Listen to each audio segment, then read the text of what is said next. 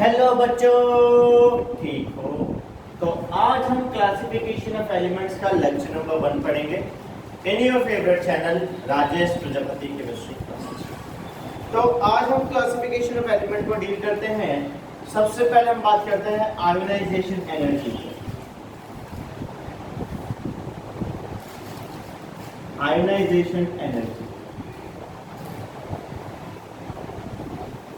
आपसे ये कहता है the amount of energy required to remove electron from the outermost shell of an isolated gaseous atom is known as ionisation energy.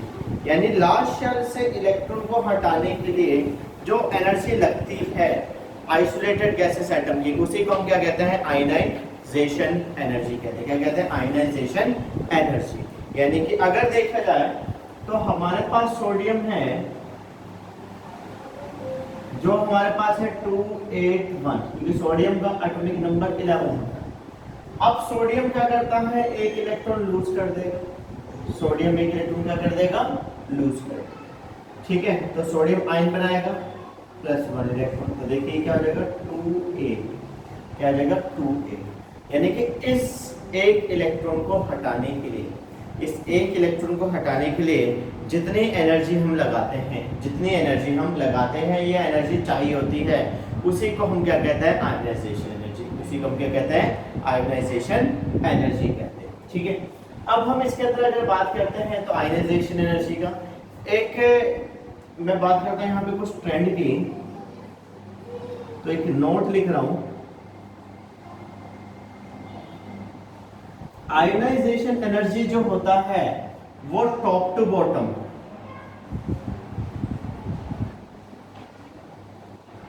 Top to bottom की बात करते हैं तो यानी कि ग्रुप के अंदर जो आयोनाइजेशन एनर्जी होती है वो कम हो जाती है, यानी कि डिक्रीजेस। Ionisation energy decreases. क्यों डिक्रीज होती रहती है? क्योंकि जैसे जैसे ऊपर से नीचे जाएंगे वैसे वैसे एटॉमिक साइज बढ़ेगा।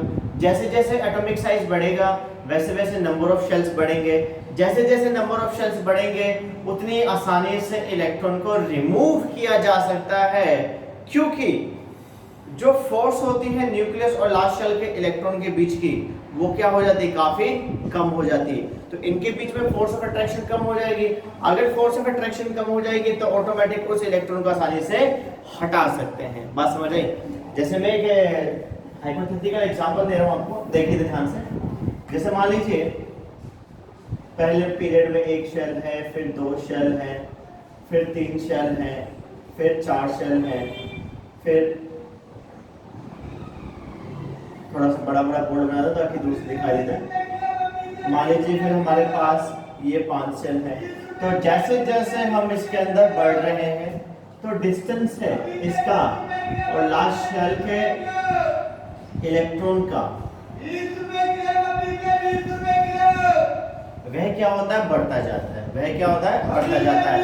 जैसे जैसे डिस्टेंस दोनों के बीच में बढ़ेगा वैसे वैसे फोर्स ऑफ अट्रैक्शन क्या हो जाएगी? कम हो जाएगी।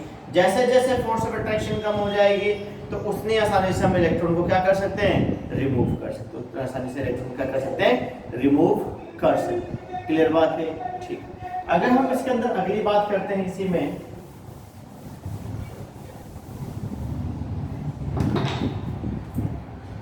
ये डिक्रीज हो रही है।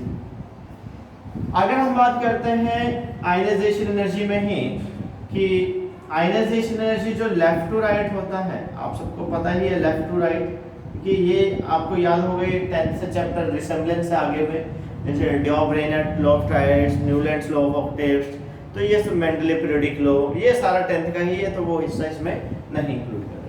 तो ये बात करते हैं पीरियड की, लेफ्ट टू राइट यानी कि पीरियड। अगर हम पीरियड में चलते हैं तो पीरियड में जो चलते हैं तो आयोनाइजेशन एनर्जी बढ़ती है। आयोनाइजेशन एनर्जी क्या होती है? बढ़ती है। अब ऐसा क्यों हो रहा है?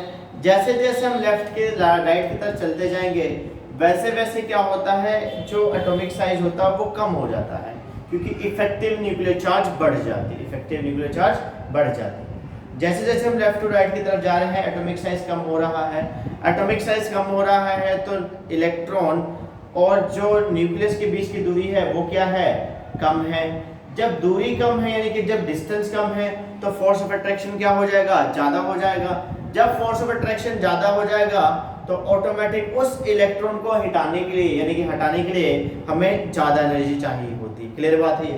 तो देखिए ध्यान से, जैसे जैसे एक हाइपोथेटिकल, फिर से मैं एक आपसे एग्जांपल ले रहा हूँ, ये हाइपोथेटिकल ही बेटा सारी चीज एक लिया मैंने, मान लीजिए फर्स्ट में हम थर्ड पीरियड की बात करते हैं तो इतना डिस्टेंस था, और आगे बढ़ गए थोड़ा सा डिस्टेंस और कम हो गया, और आगे बढ़ गए डिस्टेंस कम हो गया।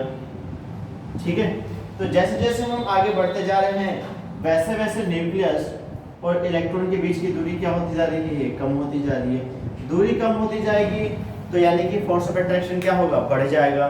फोर्स ऑफ अट्रैक्शन बढ़ जाएगा तो उस इलेक्ट्रॉन को हटाने के लिए हमें ज्यादा एनर्जी चाहिए होगी as comparison to that of this one. तो इसलिए कहते हैं जैसे जैसे हम लेफ्ट टू राइट जाएंगे आयनाइजेशन एनर्जी बढ़ती है, और टॉप टू बॉटम जाते हैं तो आयनाइजेशन एनर्जी क्या होती है, कम हो जाती है। अब इसके अंदर की एक बात आती है हमारे पास कि आपसे पूछा जाता है किसके आयनाइजेशन ज्यादा है, किसके आयनाइजेशन एनर्जी कम है। अभी इसको डिस्कस करते हैं, जब तक आप इसका स्क्रीनशॉट ले लीजिए इसे।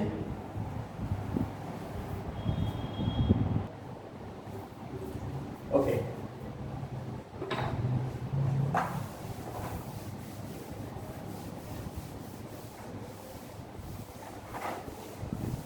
अब हम बात करते हैं इसके अंदर कि क्वेश्चन आपसे कहता है कि which of the following has highest first second and third ionisation energy.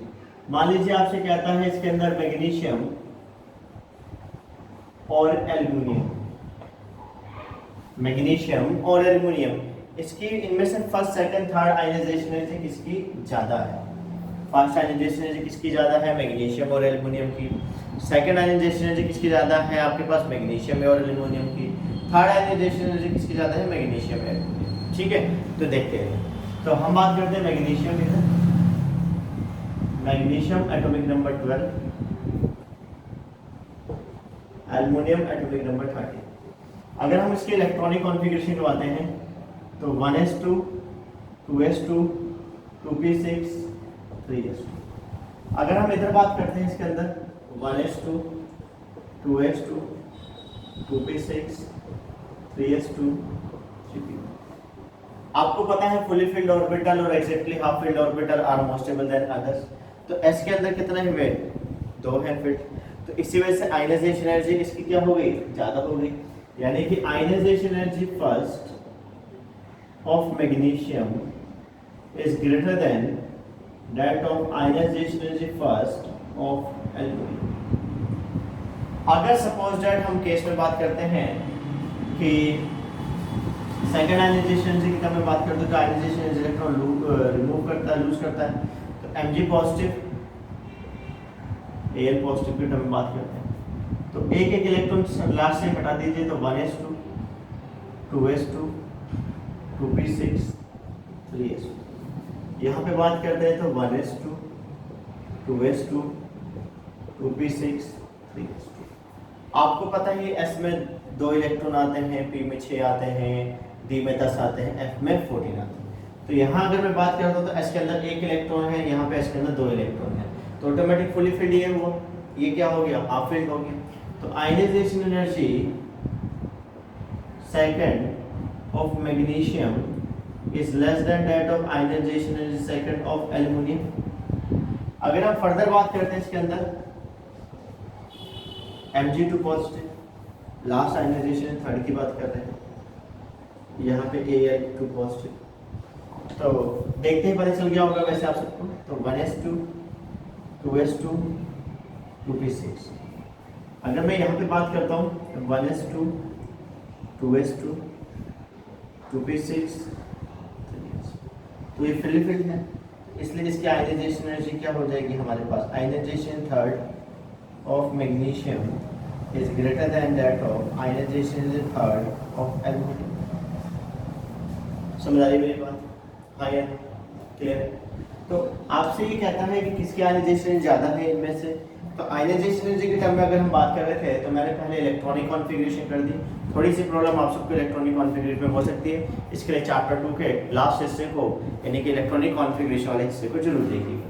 तो मैग्नीशियम की बात करते हैं तो 1s2 2s2 2p6 3s2, यहाँ पे बात करते हैं तो लास्ट में 3p1 आया था। तो अगर इन दोनों में देखें तो इसका आयनाइजेशन ज़्यादा है क्योंकि फुली फिल्ड है। फिर इसके अंदर हमने क्या किया, एक इलेक्ट्रॉन लूज कर दी दोनों ने, तो यहाँ 3s1 है, यहाँ 3s2, इसमें 2 है, इसमें 1 है, तो ऑटोमेटिक ये फुली फिल्ड है, यहाँ फिल्ड है, तो इसका आयनाइजेशन ज़्यादा हो गई। सेकंड थर्ड केस में हम बात करते हैं तो Mg2 पॉजिटिव हो गई, इससे लास्ट के 2 इलेक्ट्रॉन रिमूव कर दिए। जब 2 इलेक्ट्रॉन रिमूव कर दिए तो इसका आयनाइजेशन एनर्जी ज़्यादा है। क्लियर बात है? ठीक है, हाँ या ना? स्क्रीनशॉट ले लीजिए इसका।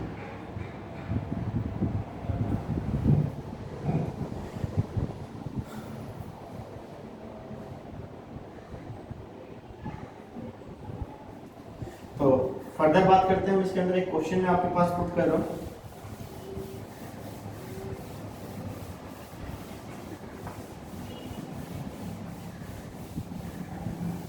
आपसे कहता है कि नाइट्रोजन, क्वेश्चन है कि किसकी आयनाइजेशन एनर्जी ज्यादा है, नाइट्रोजन और ऑक्सीजन।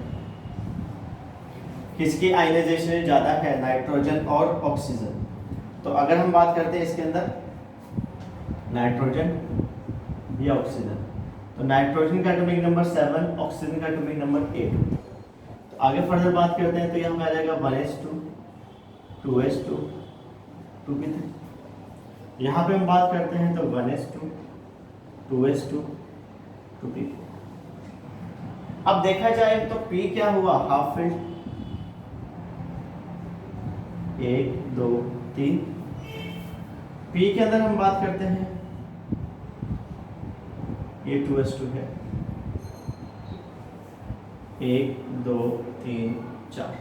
तो ये हाफ फील्ड है और फुली फील्ड ऑर्बिटल और exactly half filled orbitals are more stable than other. तो ionization energy of nitrogen is greater than that of ionization energy of oxygen.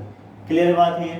ठीक है, ले लीजिए स्क्रीनशॉट। ओके, तो आज हमने डिस्कस किया आयनाइजेशन एनर्जी को। चैनल को लाइक और सब्सक्राइब करना ना भूलें। नमस्कार।